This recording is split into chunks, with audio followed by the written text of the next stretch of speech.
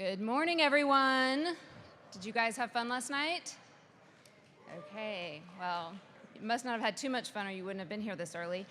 Okay, so this morning we have a very exciting speaker. She's a dear friend of mine. Deb Gabor was born to brand. She's the founder and CEO of Soul Marketing, a brand strategy consulting firm with offices in Austin, Texas, and in New York. She has led brand strategy engagements for organizations like Dell, Microsoft, NBC Universal, HomeAway, and hundreds of emerging titans and high-growth brands. She's the author of a book called Branding is Sex, Get Your Customers Laid and Sell the Hell Out of Anything. So y'all are in for a treat tonight. Most branding books are either very academic or theoretical, but this book provides you with a concrete foundation and a basic how-to plan in plain English that you guys can use on your campaigns and for building or reigniting a brand of your campaign or of your candidate. Today she's going to talk to us about harnessing the power of consumer branding philosophies and practices to bring new energy to political campaigns. Please join me in a warm AAPC Nashville welcome to Deb Gabor.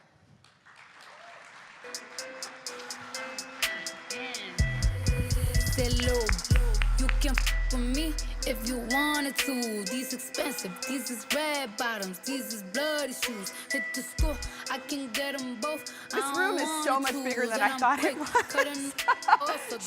She said, give it 10 seconds. It took me like 20. Thank you. Hi, how is everybody? How are those Bloody Marys? Good. Who did yoga this morning, just by show of hands? Raise your hands. We have one person who did yoga. That must have been really fun. Anyway, I am going to talk to you today about harnessing the power of consumer branding techniques and practices to breathe new life into your campaigns. And let me just tell you a little bit about myself. Holly went over the fact that I wrote this book. It's called Branding is Sex. Get your customers laid and sell the hell out of anything. Believe it or don't, it has a cheeky title, but there's like real good business value in here. And so we're going to talk about some of the techniques that are in this book in plain English, and I'm going to give you some how-to, and we're going to do some case studies here. So let me start by talking about which brands inspire what we call irrational loyalty. And what I mean by irrational loyalty are the relationships that you have with brands where you feel so strongly about a brand that you would feel like you were cheating on it were you to choose anything else. So how many of you are my iPhone people out here? Raise your hand. Okay. How many of you have waited in line to buy an iThingy? Anybody here? A couple of you? All right, iSheep, they call you. So iPhone, people who are irrationally loyal to the iPhone. Anybody claim that they're irrationally loyal to their iPhone? To the point that if you were to hold a Samsung device in your hand, you know, and you look at that delicious, lickable technology, it's so sexy, it's so amazing, it functions so much better than the iPhone, it's more durable, it's more available, they're cheaper, they're easier to get, right? But you still wouldn't buy it. Anybody feel like that? That is what I mean by irrational loyalty. And so the best brands in the world are the ones that create this condition of irrational loyalty, that you feel so strongly about something that no matter what it did to you, you would still buy it. So who are my Texans in the room? Raise your hand if you're from Texas. Woo! All right. What can we learn from a brand that killed its customers? Anybody an ice cream fan? Yeah, okay. So do you remember a brand of ice cream that tried to fucking kill us in Texas? Yes, exactly. Bluebell ice cream. This is a story of irrational loyalty. So Bluebell ice cream, they had a listeria breakout in one of their plants, in their main plant. They shut the plant down for 2 years. It actually killed customers. And when Bluebell came back on the market, there were people waiting in line out the door, down the street, around the corner to get what? 1 gallon of ice cream. Does anybody know what flavor it was? It was vanilla. It was effing vanilla. All right, Bluebell tried to effing kill us. They killed a number of people. They shut that place down. They cleaned it up. They shut it down again. And then when they came back on the market, there were people waiting in line to buy 1 gallon of vanilla ice cream. We're talking, you know, red carpets, stanchions, people, you know, waiting and camping out to get their gallon of vanilla ice cream. That is the very essence of irrational loyalty.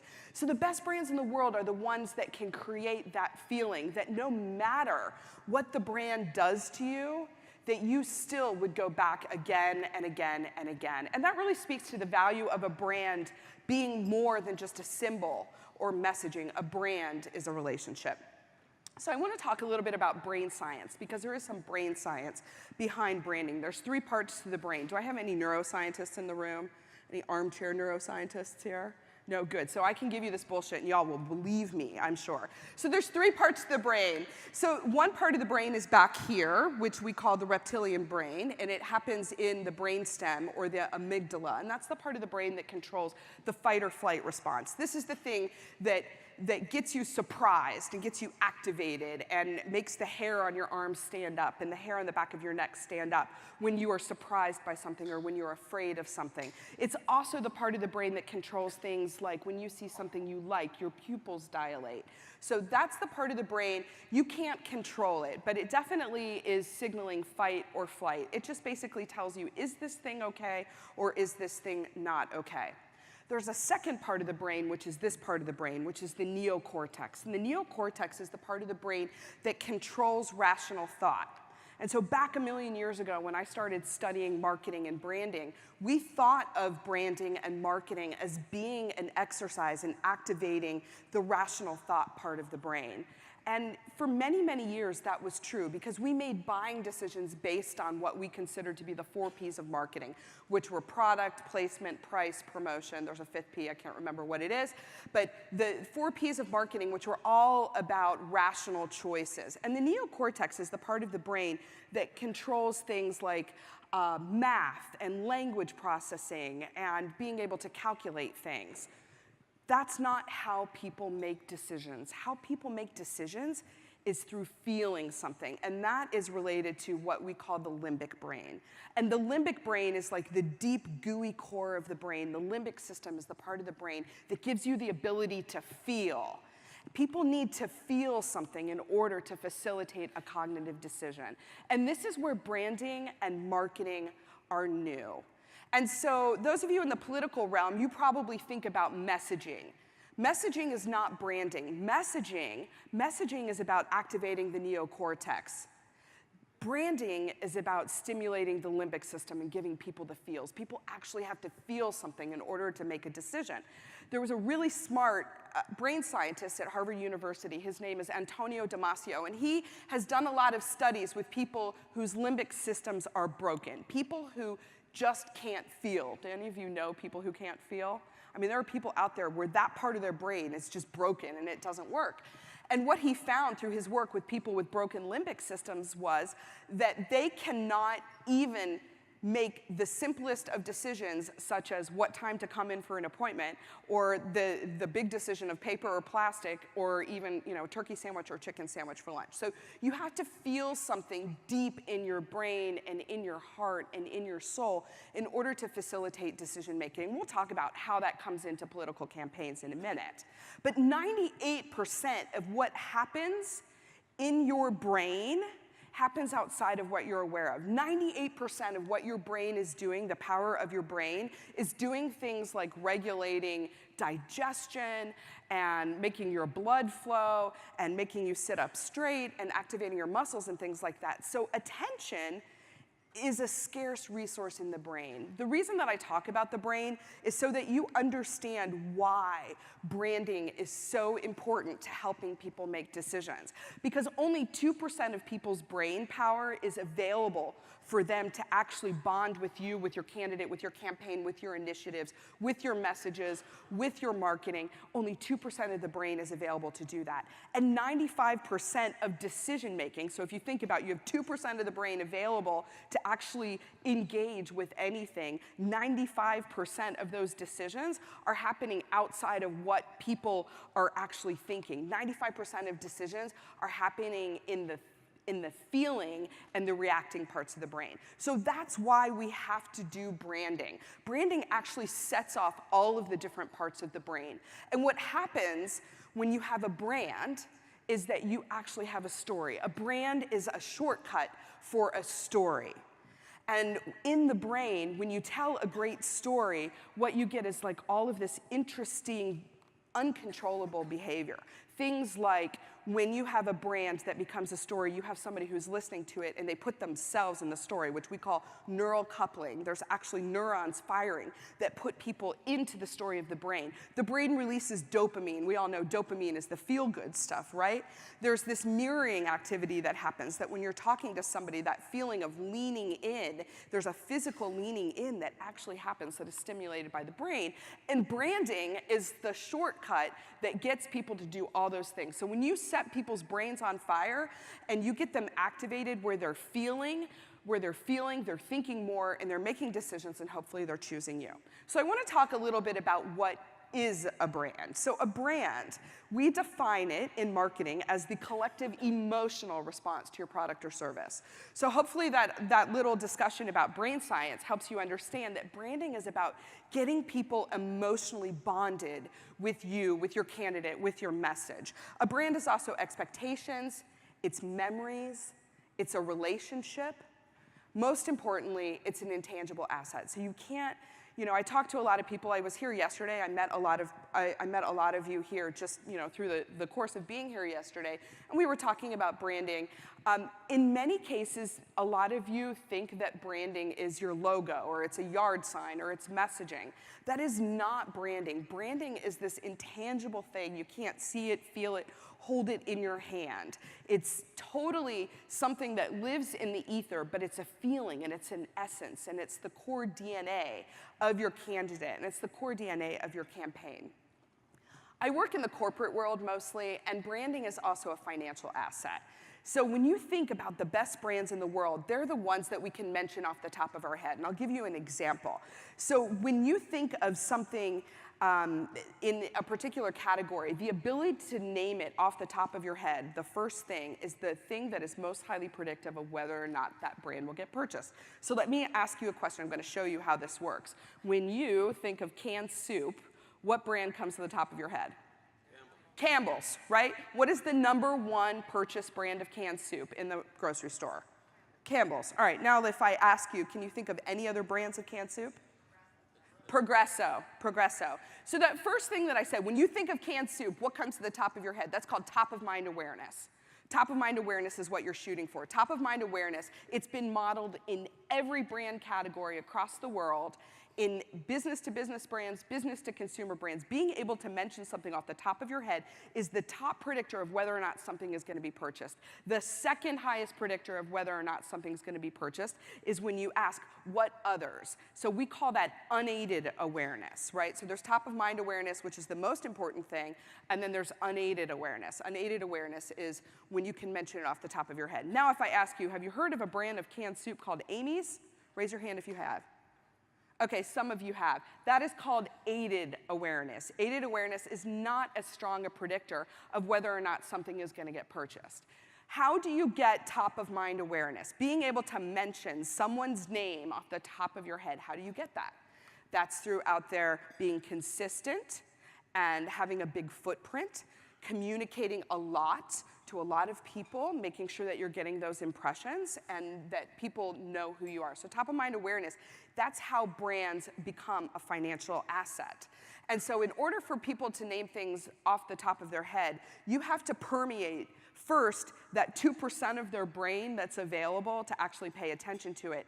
And then the hundreds of thousands of other messages that they're seeing and hearing throughout the course of their daily lives in order to register that top of mind awareness. But it can bring great financial value. So back in the day when I had a job, I worked for the company that does this study. This is called the Brands, or Brand Z, Top 100 Most Valuable Global Brands. I think this is the 2017 list. It's not really important what this says on here, but what is important is the brands that are on the top of the list there. Brands like Google, Apple, Microsoft, Facebook. Look down the list, though. Marlboro, Coca-Cola, those are legacy brands. They're still on the list. What this list measures here is what is the financial value that the brand contributes to the overall value of the company. And you can see that there are some brands on there that are sort of new in the last 10 years. Some of them that are at the top of the list there are Google, Apple, Microsoft, Amazon, Facebook, but then other mainstay brands that have been on there for a really long time. If you do a great job of branding, even if your industry is going to hell, if you have a strong brand, it can create a lasting legacy and it can have a big footprint that continues to contribute financially to your organization. So I just show this. This isn't totally relevant to you guys for political campaigns. However, if you are running a political business, this is also something for you to think about. So it creates financial value. Ultimately, a brand is a story. And a brand is your story. And for your political campaigns, the brand is the story of your candidate, and the brand is the story of your campaign and your initiatives. And I always say this. How many of you think of yourselves as a brand? You think of your campaigns, your candidates as a brand? A few of you, all right? You're a brand, and your candidate is a brand whether they like it or not. So what I want to challenge you to do is think of yourselves as a brand. Think of your candidates as a brand. Because if you don't, your public owns the brand. And so I always say this, brand or be branded. If you don't own it and you don't control it and you don't dial it in and communicate about it consistently, the world will take on your brand for you. And I'll give you a couple of examples from the corporate world. So over the last year or so, I became the world's resident authority on botched corporate apologies, thanks to brands like this. So we have Pepsi up here. Anybody remember this ridiculous Pepsi Kendall Jenner ad where Kendall Jenner, spoiled little rich kid, was appropriating the Black Lives Matter movement to market a Pepsi? Well, they got their hands slapped because it just seemed inauthentic and unrealistic. We have brands like Donna Karan, who, through an association with Harvey Weinstein, sort of stepped in it and ruined her brand. We have retailers picking sides in the gun control argument, like Dick's Sporting Goods, things like that. So Uber, for instance, if you don't control your brand, the world and headlines and people and customers and social media are going to take control of that brand for you. The case study of United Airlines. Anybody here a United Airlines fan? Nobody is a United Airlines fan. They fucking suck, right? We fucking hate them. And anybody here from United Airlines? I better be careful about this, right? Yeah, okay, so United Airlines, they can't seem to get it right. The motto for United Airlines, their corporate vision is to be the most caring airline in the world. Can you believe that? That is their brand mission, to be the most caring airline in the world. What caring airline drags doctors off a plane with bloodletting, right? Do you guys remember that? What caring airline sends a dog mistakenly to Japan? What caring airline kills a dog in the overhead bin, right? So what I'm talking about here, United is an organization with a broken brand promise. I don't know if you guys saw this a couple of weeks ago. They announced this employee bonus program, which was about, they had a $100,000 bonus pool, and people could win a bonus randomly. What kind of behavior do you think a bonus program is going to drive if it's variable and it's by surprise? It's going to drive behavior that is variable and by surprise. So the reason that I talk about United Airlines is the idea that they're very inauthentic about their brand, and we've all experienced this, right? The idea that they're out there, they're saying, we are the most caring airline in the world, but their behavior and the way they show up in the world actually is counter to what that brand is about. That is what we mean by a broken brand promise. So your brand, you own that brand, you have to control that brand, and that goes all the way down to the behavior of every employee in the campaign, every volunteer who's involved in the campaign, the candidate themselves, you, your staff, your team, everybody has to deliver on that brand promise through and through. And you have to own that. So this is a lesson in brand or be branded. So I want you to start thinking of your candidate as a brand. And we're going to talk about how. All right. You guys familiar with Maslow's hierarchy of needs? You guys remember this from Psych 101? All right, so I always say Maslow, he was a marketer. In marketing, we love these pyramids. Pyramids are awesome because the idea of a pyramid is you have to satisfy the stuff at the bottom of the pyramid in order to move to the top of the pyramid. You can't take this thing and flip it on its end because it can't stand on its point, otherwise it will fall over. So Maslow's hierarchy of needs, basically what it says is you have to fulfill these basic physiological needs at the bottom of the pyramid before you can get people to self-actualization. So my yoga people, how many of you are fully self-actualized yoga people here? Or even not yoga people? All right, so I don't know what it is about American culture. I do presentations like this all around the world. I go to countries in Europe, they're a little bit more open-minded. When I ask how many people are fully self-actualized, we get a lot more hand raising.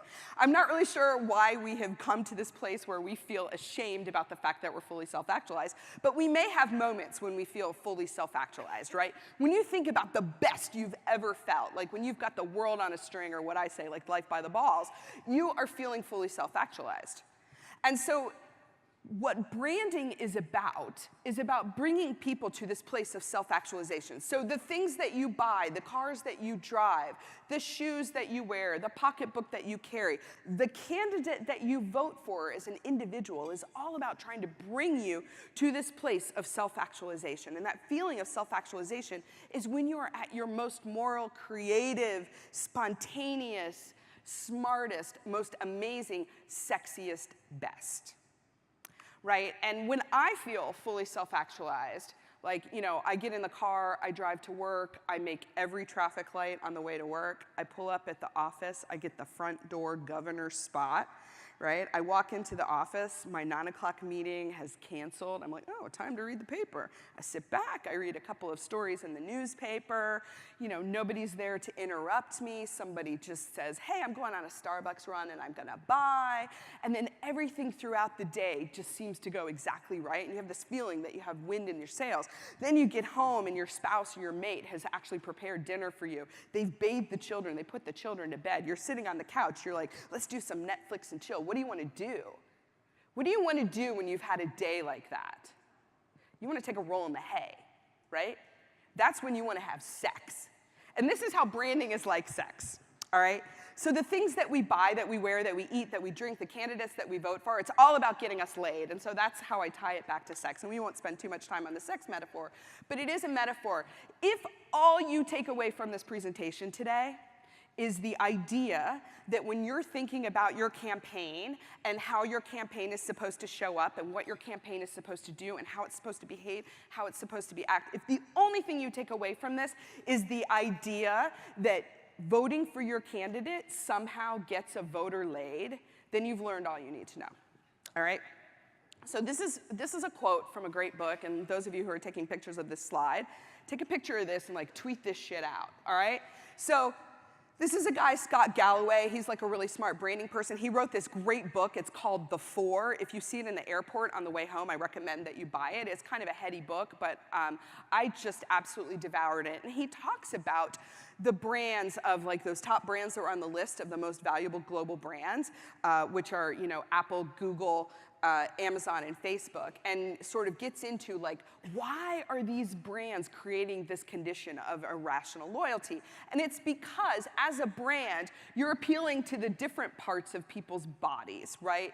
You're appealing to their brain. So if you're sort of a brand that's more in the realm of trying to get people to cognitively make smart choices, you're appealing to the heart or you're appealing to the genitals. As you move down the body, the margins get much better. The brands that are really ideally positioned to get their customers laid or make their customers a hero in their own story are the ones that win. The ones that help people reach that point of self-actualization where they want to take a roll in the hay are the brands that win. So I recommend that you read this book. I also recommend that you read Branding is Sex. I give away the entire methodology for branding that we're going to talk about here so that you can try to do this yourself. So this next section of the presentation I entitled, What the Actual Fuck? Trump 2016's Masterclass in Strategic Branding. So like it or not, and I don't care where you sit on the political spectrum, the Trump campaign gave us a masterclass in strategic branding. He truly, truly harnessed the power of strategic branding. And where does power in branding come from? It comes from meaningful differentiation plus relevance. And so to some people, he didn't seem like a relevant candidate, but he definitely seemed different. It was the right combination, like the right math problem of bringing together meaningful differentiation and relevance. And where it came from was like really honing in on who the ideal voter was and what he could be to them and how he could be relevant to them. So he ran a counterintuitive campaign. It didn't seem like it was going to work. And I actually spoke at a regional AAPC conference in Austin, like right after that election, and I saw Brad Parscale's talk there, right? And he talked all about the data and what he did with the data campaign. And I know, like, that's legendary, the story of how, how Trump won on Facebook. And of course, there's a lot of conversation out there right now about manipulation of votes with, with information that, appeared on Facebook and things like that. If you zoom out to the 30,000-foot level and really think about this, Trump is a brand. The Trump campaign was a brand. They thought about it as a brand all the way through. So the campaign brand looked like this. Here are the cornerstones of that campaign that really made this a brand.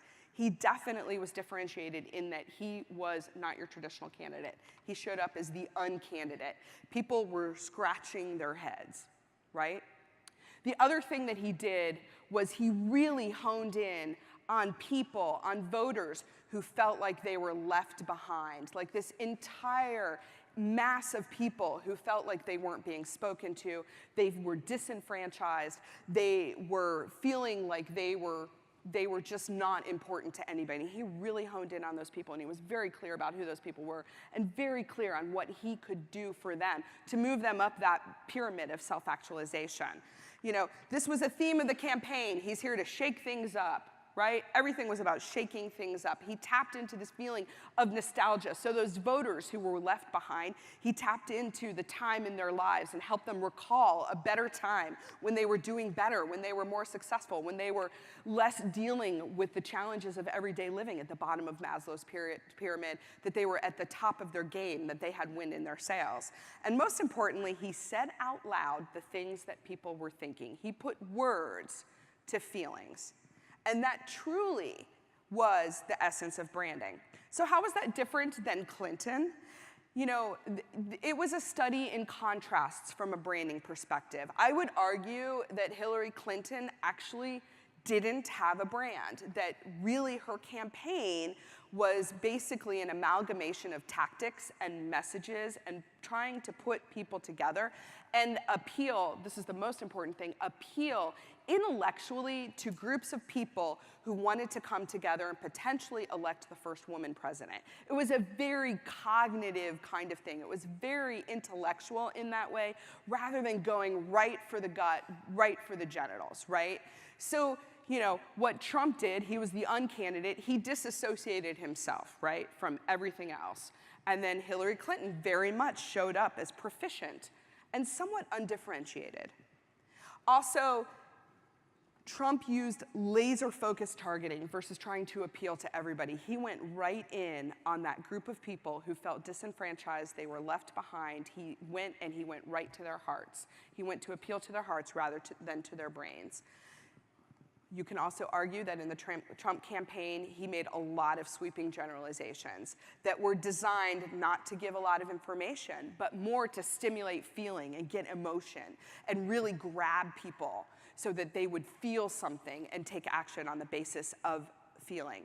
And ultimately what he did was he appealed to the heart versus the brain. And like I said, this is not a political conversation. This is like, as a branding expert, this is what I observed, and this is how I see that those two campaigns were different. So how did brand strategy win in 2016? Niche focus, like figure out who you are for. Who are you ideally for? And be for those people and blow it out. The idea of trying to be all things to all people or to be different things to different people can completely ruin a brand.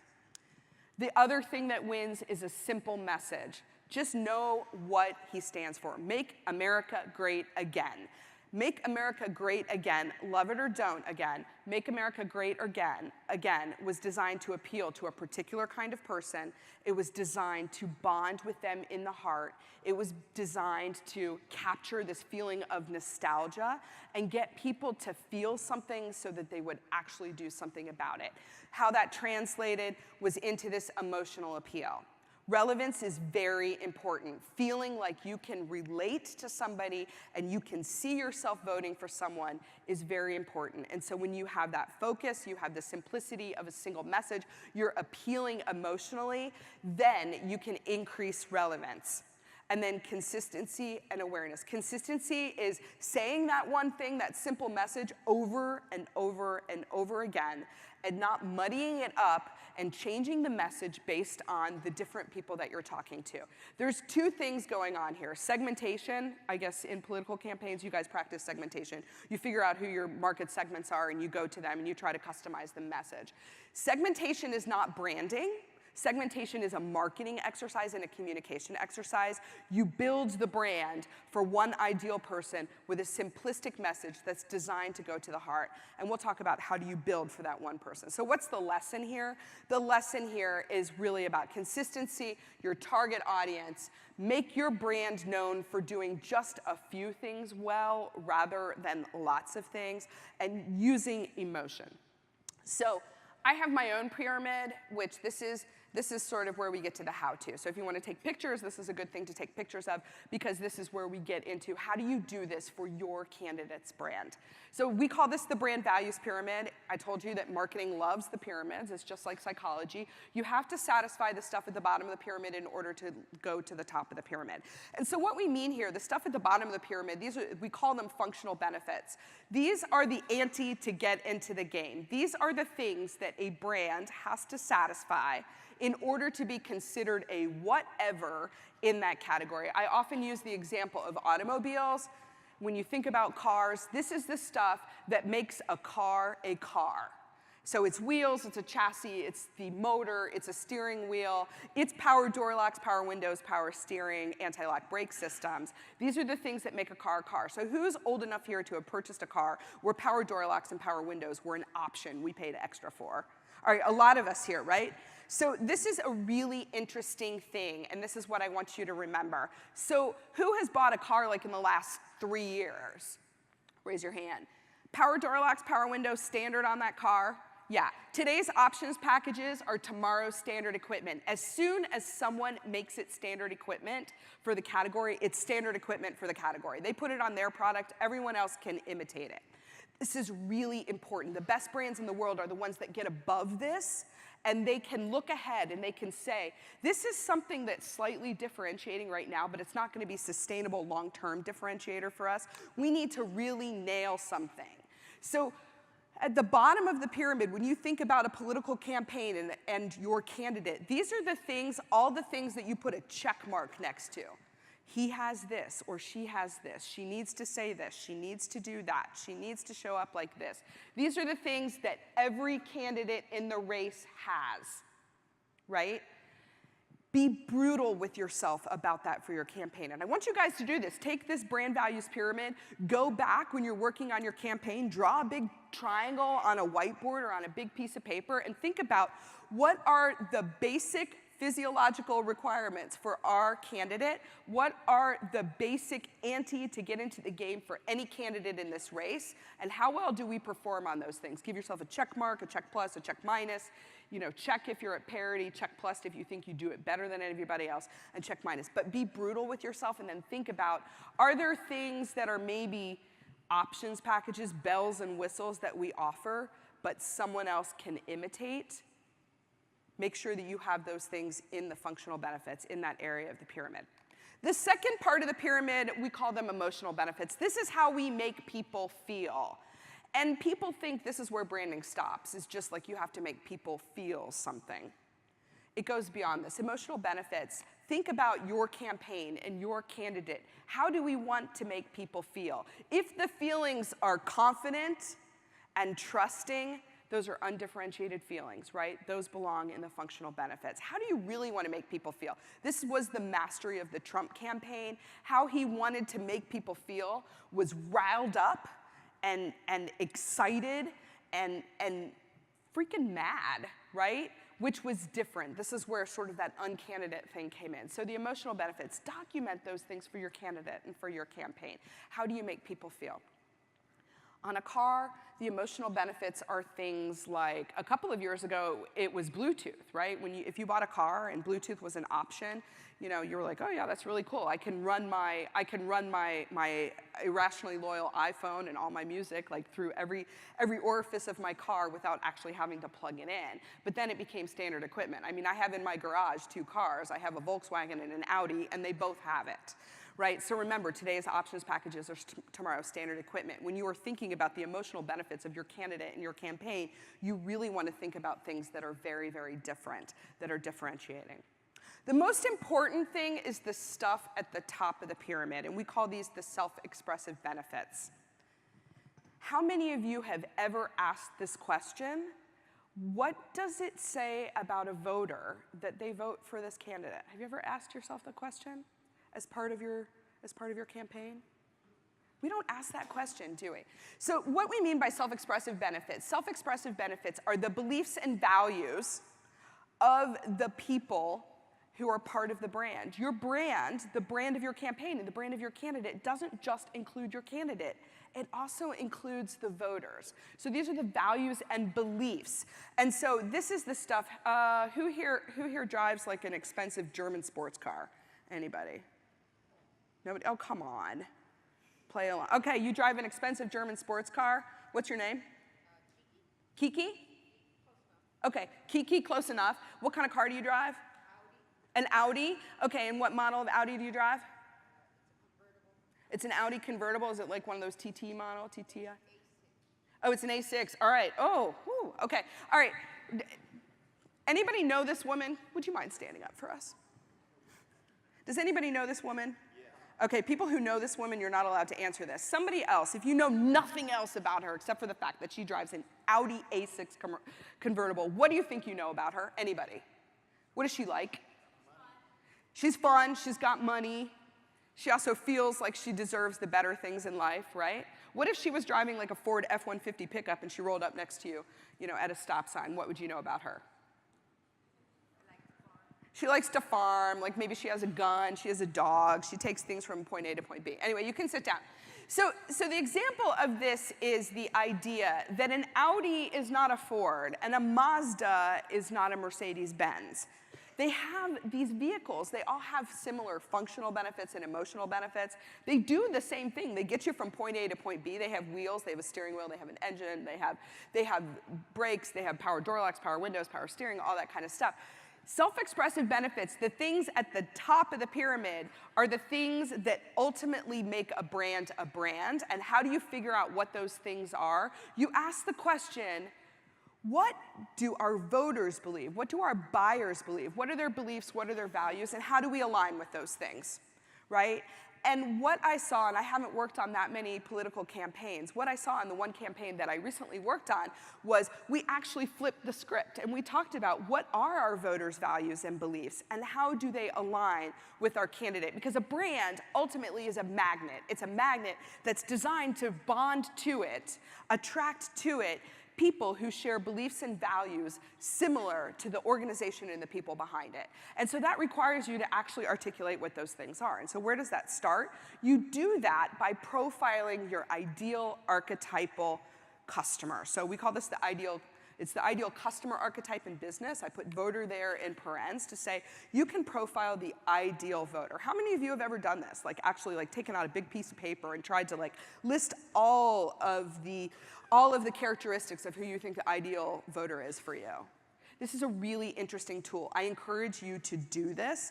Think about who is the voter who is most highly predictive of your success. If you just gathered up all the people who looked like this, and for the most part, these people don't exist in real life. They really don't. They're like unicorns. But the idea is to give you a North Star to point towards, to say, like, we're looking for people ideally who look like this. And we're good with 90 or 80% of that because we understand what their beliefs and values are, what's underneath there. But draw a picture, write a profile, develop a character archetype of who is the singular voter who is most highly predictive of your success. Physically draw them, give them a name, put them in clothes, put them in a car, give them a magazine to read, give them a TV show to watch, so that you really have a picture in your mind of who this voter is. Seriously, give her a name. And in the campaign that I worked on, we actually gave her a name. We gave her like a character assessment. We drew pictures of her. We took photographs out of magazines. We put it all together.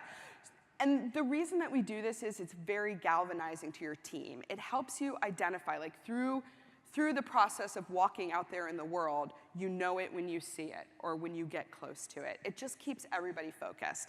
And so here's some clues, right? I said, like, draw a picture. We even went so far as, like, got big pieces of butcher paper, and I do this with corporations all the time. The CEOs and the COOs and the CFOs and the CMOs of major, major corporations, I get them to lie on the floor on butcher paper, and we trace their bodies, and then we draw them. And so, like, if that person is a good listener, we draw them with giant ears. If they're a person who has a lot of money, they get like a really big pocketbook, a real heavy pocketbook. If they're resourceful, they're holding a Swiss Army knife that has like 100 tools on it. Do this. I'm telling you, do this. It'll be so galvanizing to your team and to your campaign. So the questions that you want to ask are like, what do they look like? What is their day like? What is every day for this person like? What keeps them up at night? What gets them to sit bolt upright in bed where they're sweating ice cubes? What are they afraid of? What are their hopes, dreams, fears, challenges? This is what the Donald Trump campaign did really well, was you knew who he was for. You knew who he was for. That brand was focused on that one person. So branding is a strategic activity, like identifying and focusing and galvanizing, and then targeting and messaging, it's tactical. And so the two things have to dove together. So anyway, most important, take a picture of that. That's part of an exercise. Also, at the end, I'm going to show my contact information. If you write to me, I will send you, I have a little workbook, actually. I will send you a workbook that has this entire exercise, plus the brand values pyramid, plus this next exercise I'm going to show you, all of that stuff documented in there so that you can work on that with your team. So how is branding like sex? We talked about, like, all brands are about getting people laid. When people vote for a candidate, it's all about how are they going to get laid at night. Well, where does this come from? This is, I call these the brand swagger questions. So if you're going to take pictures, this is another thing for you to take pictures of. I want you, if you do nothing else, if you don't do the brand values pyramid, if you don't do the ideal customer exercise, if you do one thing, I want you to answer these 3 questions about your candidate and your campaign. So the first question is, what does it say about a voter that they vote for your candidate? What does it say about them? Not only to the rest of the world, but what does it say about them to them? How does it elevate their self-concept? What does it say about a voter that they vote for your candidate? The second question is, what is the singular benefit that voters get from your candidate that they can't get anywhere else? What is the singular benefit? Boil it down to 1 or 2 words. This, of all the questions, is the hardest to answer.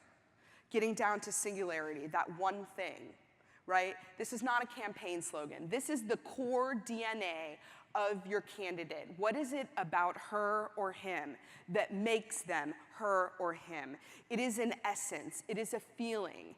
It is chromosomes on a helix. That's what it is. But what is the singular benefit that they get from you that they can't get anywhere else? And then the third most important question here is, how do you make your voter the hero in his or her own story? So everybody in life is trying to create a story for their lives. The things that you do, the people you vote for, the places you go, the people you're with, they're all about creating this story for your life in which that person is the protagonist, and we always want that person to be the protagonist. Your job as a brand and your candidate's job as a brand is to help the voter become the hero in his or her own story. What does that require? That requires you to understand what their story is. What is the story that your ideal voter is trying to create for their lives? In the case of the Trump campaign for 2016, the story was, harken back to a time when you were doing better. The story is, you can do better, you want to do better, and here is how I'm going to help you do that. So that's how do you make your voter the hero in their story. Ultimately, you play a role in that story. So I told you, like, everybody has a story. Every voter has a story. Every voter wakes up in the morning and everything they do is all about the story that they're telling about their lives. You play a role. You are a character in that story. And so I'm going to give you another, like, little thing that's like just sort of a tip or a trick when you think about your candidate and you think about your campaign. These are brand archetypes. Was anybody an English major in college? Do you remember? These are classic character archetypes. You probably studied this in English class. If you are a Star Wars fan, if you are a Harry Potter fan, if you read the Bible, if you do any of these things, these classic archetypes show up in all of the stories, right? You have the ruler, which the ruler is all about giving people control over something that they don't have control over. You have the magician. The magician waves the magic wand and things magically transform. You have the sage, who's a person who's really, really smart and intelligent and is all about illuminating information and helping people make informed decisions. You got the regular guy, the regular girl. This is the Folgers coffee or the Maxwell House coffee of the brand archetypes world. You have the explorer, somebody who takes you on an incredible journey of self-discovery, right? You have the lover, who's somebody who's all about intimacy and being very, very close to another person. The jester, the creator, the innocent. All of these things, you can give your campaign and your candidate more energy, and you can like really power the campaign if you can nail down which archetype your candidate is. What is the relationship they have? When you think about that ideal customer and the journey that they're on, the story that they're creating for their lives, who's their sidekick? Right? How is your candidate a sidekick, and what role does he play? Is he Dumbledore, or is he Obi-Wan Kenobi? Is he Luke Skywalker? Is he Han Solo? Right? Is he Jabba the Hutt? Like, all of these characters are sort of archetypal characters. I've written a lot about this. There's also a really, really great book out there. It's called The Hero and the Outlaw, and it's all about the use of archetypes in corporate branding. You guys could get a lot out of that. Again, if you write to me, I have a brand archetypes exercise that I can send you. I give all of this stuff away for free because I can't not do this. And the political realm is a place that is so ripe for the benefits of what branding can provide. And I'm so excited for you guys to be able to harness the power of what we've learned in corporate America that's created all this financial value and created top-of-mind awareness and created lots of emotional bonds. I want you guys to be able to do it too. So let me ask you a question. How many of you have a set of core values for your campaign? Anybody? Have you ever done this? No. All right, I'm bringing you something new. I worked on a really, really fun, awesome campaign right here in Nashville a couple of years ago with Chris Turner and his team. And this was David Fox. He was running for mayor of Nashville. And I just want to show you how we applied some of these practices and techniques that I've been talking about, how we applied them to an actual campaign. All right, politics right now in the mayor race is probably really hot in Nashville, so this is super timely. I actually did, just by chance, run into David last night, because my good friend here lives down the street from him, and he stopped by while we were having dinner and talked to him a little bit. But I just want to show you how the core strategic underpinnings of branding can be used in a campaign. And so for the David Fox campaign, we had something we called the Brand Bible, and it was literally a book. It was the Brand Bible. It was a binder, and it was materials that every single person on the campaign team actually had in their possession. I know this because people at my company actually wrote it out of the exercises that we did. So all these exercises that I've shown you, the brand swagger questions, the ideal customer profile, the brand values pyramid, the brand archetype, brand personality, we did all of this kind of stuff. We all as a team did these things together, and this brand Bible was the deliverable from that. So what did the brand Bible contain? It contained, first of all, a set of core values. A set of core values. These were David's core values. More importantly, these were the core values for the entire team. These core values were a set of guiding principles that governed the way everyone who was involved in the campaign showed up, every way they behaved, every way they communicated. It even helped us drive the kind of communication, the words we would use, the images we would use. But those core values, they were definitely where we got to the authentic self of that candidate. And here's what those core values look like. So the campaign core values, very simple, easy to understand, differentiated, unique. As you can see, this is not a list of like generic core values, which, you know, generic core values for me in the corporate world, everybody has trust and respect, or respect for individuals, innovation, creativity. What you want when you develop a set of core values for your campaign and your candidate is to extract that from them. That comes from them. It's authentically them. It's part of their DNA. It's part of why they do what they do. It's part of how they show up in their daily lives. That set of core values cannot be insert candidate name here. Very, very important. So when you're creating that set of core values, you want that to be unique and differentiated. You want that to be specific to your candidate and their campaign, and definitely an embodiment of what that person is like. So these core values, don't just protect it, project it. Focus on people, not programs. Honest conversations only, capitalize, please. Don't worry, we got this. This feeling of don't worry, we got this. It's almost like a magician-like feeling, like we got this. You can be confident here, right? Focus on singles and the home runs will come. So this was a set of core values created for the campaign. Then out of that came things like the campaign cornerstones. So the interesting thing about this campaign was the idea of really tapping into the essence of Nashville and being able to communicate and articulate what is the Nashville way. You guys have been in Nashville for a couple of days here. The Nashville way, there's a great creative class here. It's a fun, outgoing, energetic, vibrant city, but also it's full of caring people that when you're pulling your car out onto the highway and you're trying to merge, someone's actually gonna let you into traffic. This is the kind of community where if you get a flat tire, someone is gonna help you change your tire. Who are the Nashvillians who are here? There's a couple Nashvillians here. My experience of Nashville has been this Nashville way. What we did with this campaign was we articulated what is the Nashville way, and we positioned David as the steward of that, the person who was gonna protect it, and the person who was gonna make sure that it was here for generations to come. So that was a campaign cornerstone.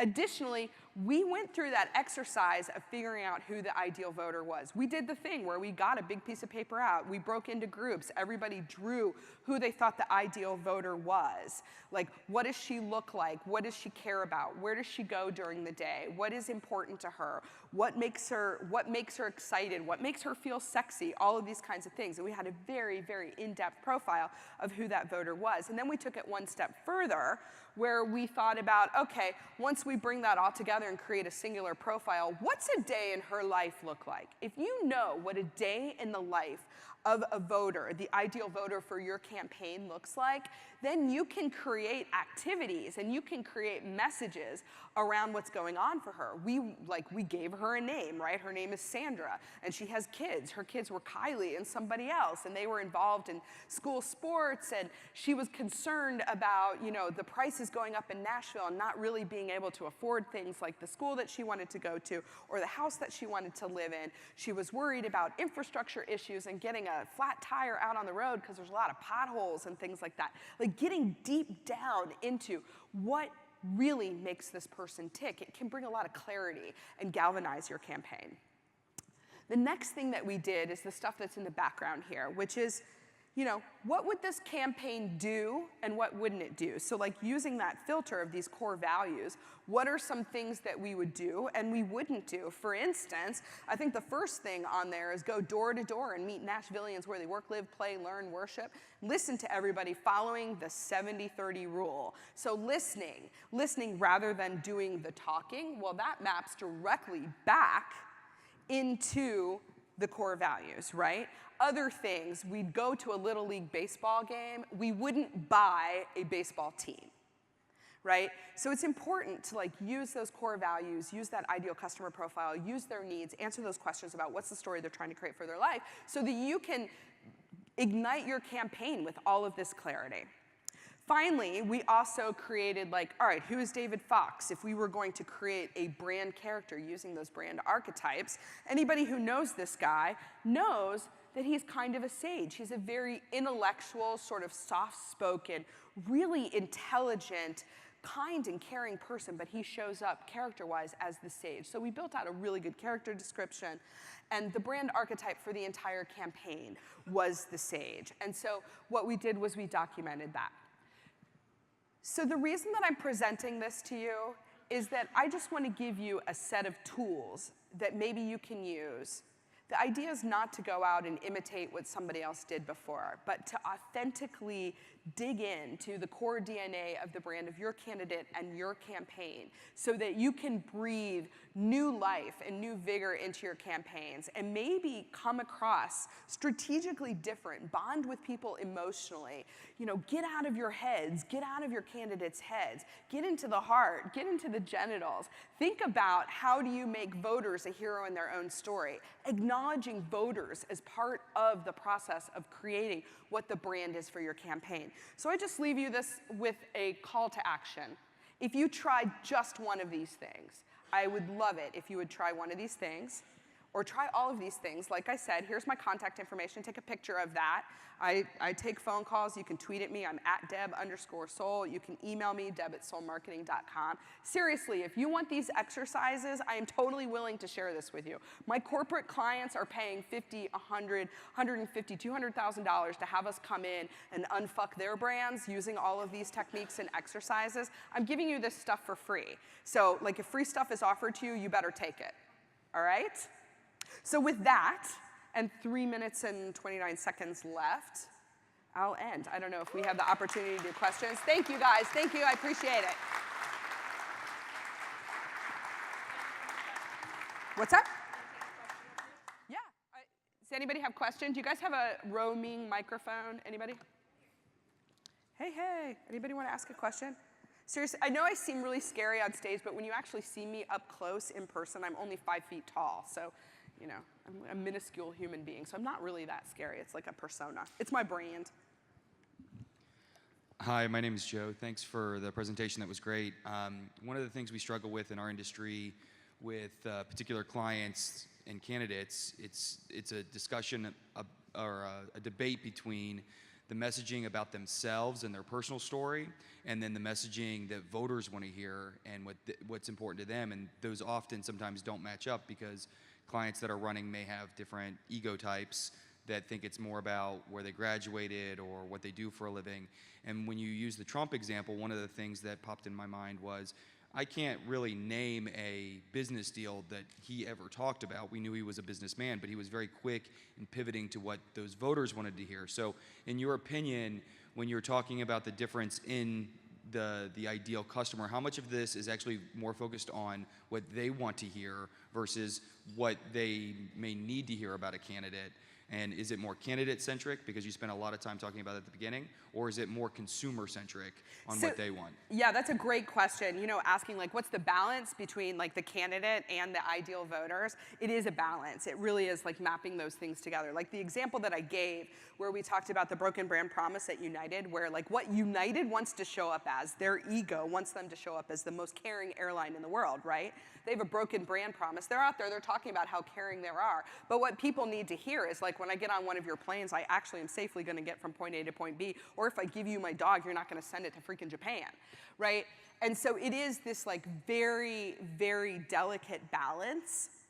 And one of the great things about this process is that if you take your candidate through it and you bring them the point of view of voters, like when I worked on this David Fox campaign, we had tons of data because there were people out there actually having conversations with Nashvillians all the time. We had information that we could bring to him and say, this is what they say they care about.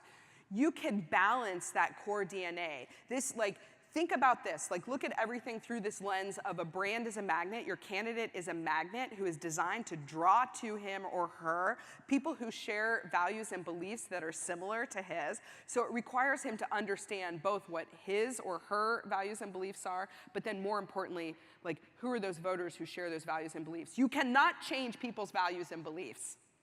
This is the thing, and I think this is where politics sometimes goes awry from a branding perspective, is this idea that you think you can change people's values and beliefs. So what they need to hear from you is how they align their values and beliefs with this other person. Messaging is supporting the brand. Messaging isn't the brand, but all messaging should flow from that definition of like, who is the core DNA? Like, you know, who is the candidate? What do they care about? It doesn't matter if a candidate cares about something if voters don't care about it. You can't make people care about it because you can't change values and beliefs. Does that make sense? Does that answer the question? One more? One more? Yeah. These lights are so bright. I am going to be seeing these lights for like the rest of my life. That's why I'm doing this. So. So I thought the exercises seemed really interesting, and I can see how that would clarify moments working with a candidate or with a ballot initiative. But since David Fox lost, do you think that, like, what was the branding error? Was it a mismatch? Was the ideal voter that you characterized not someone who goes to the polls? Was it that he didn't knock enough doors? You know, like, what was the branding mismatch? So I think there are a lot of pieces at work there, which some of that is like a legacy of voting here in Nashville. A lot of it is just sort of like I can't talk about the politics of it and the results. I know that when I came into the campaign, and Chris can probably talk more about this, when I came into the campaign, really the goal was to get him into a runoff. And that was a very, very specific goal for the campaign. I think that the brand was clear and the team was galvanized. After I left Nashville, I don't really know what happened with the brand. You know, whether they were brand errors or they were tactical errors, I'm just gonna say, I don't know exactly. I know that from a branding perspective, you know, what we came in there to do was really to galvanize this campaign, get everybody on the same page, get them all marching in the same direction.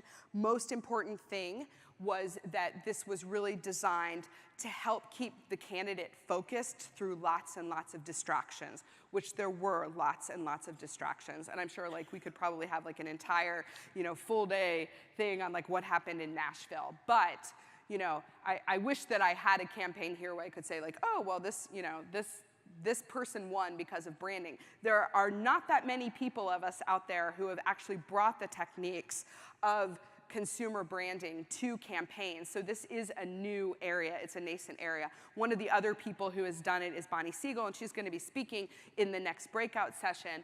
I just encourage you to think about these things. I'm bringing you a new tool and a new technique. I don't have an answer to that question, like, did branding lose that campaign? I'm sure there were a lot of other things at work, and you know, the people who actually were in the trenches working on the campaign can probably answer those questions.